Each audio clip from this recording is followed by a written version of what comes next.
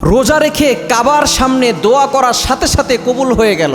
কাবা শরীফের একজন পাকিস্তানি পরিচ্ছন্ন কর্মী ছিলেন। সে রোজা রেখে সারাদিন রোজা রেখে ইফতারের পূর্ব মুহূর্তে সে কাবাকে সামনে রেখে এমনভাবে কান্না করছেন, এমনভাবে আল্লাহর কাছে দোয়া করছেন যে আল্লাহ, আমি তো অভাবে পড়ে গেছি, আল্লাহ আমি তো ঋণে পড়ে গেছি, আয় আল্লাহ তুমি আমার ঋণ মুক্ত করে দাও, আয় আল্লাহ আমার অভাব দূর করে দাও, আয় আল্লাহ আমার কষ্ট দূর করে দাও। এমনভাবে আল্লাহর কাছে কান্না করেছে। এই রোজা রেখে যে দোয়া করলে দোয়া কবুল হয়, এর একটা জ্বলন্ত দৃষ্টান্ত প্রমাণ হচ্ছে এই চমৎকার ঘটনা। আপনি জানলে অবাক হয়ে যাবেন। এই পাকিস্তানি পরিচ্ছন্ন কর্মী যখন সে কাবা শরীফের সামনে দোয়া করছিল, এমন সময় এই ক্যামেরায় তার ছবিটা দেখা গিয়েছে। তখন সেখানের এক ধনবান ব্যক্তি সেই ভিডিও দেখেছে। দেখার পরে সে এমনভাবে কান্না করছে, কান্না করার পরে তার এই দৃশ্য দেখে সেই ধনী ব্যক্তি তাকে ডাক দিল। ডাক দেওয়ার পরে বলল, তুমি এইভাবে কেন কান্না করছো? বলে, আমি খুব ঋণের ভিতরে আছি।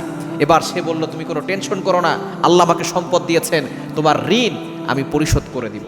সাথে সাথে সে কেমন যেন আরো আবেগে আপ্লুত হয়ে আল্লাহু আকবারের কথা বললেন, আল্লাহর প্রশংসা করলেন। এবং সেই ধনী ব্যক্তি তাকে জিজ্ঞেস করলো, তুমি এখন ওই সময় বলো যে কি দোয়া করেছিলে, যে তুমি এমনভাবে কান্না করেছিলে, কি দোয়া তুমি করেছিলে আমাকে বলো। তখন সেই কাবার পরিচ্ছন্ন কর্মী, পাকিস্তানের পরিচ্ছন্ন কর্মী, সে বলছে যে আমি তখন আল্লাহর কাছে দোয়া করছিলাম, আল্লাহ আমি ঋণগ্রস্ত আছি, তুমি আমার ঋণ থেকে মুক্তির ব্যবস্থা করে দাও। আপনি সেই দোয়া দেখেছেন, আপনি আমার ঋণের মুক্তির ব্যবস্থা করে দিবেন।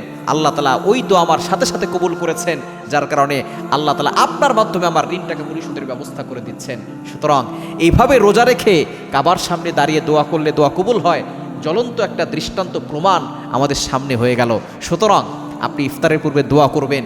যারা টাকা পয়সা আছে, অ্যাবিলিটি আছে, অনেক কষ্টে আছেন, টাকা পয়সা কিন্তু সুখ শান্তির চাবিকাঠি নয়।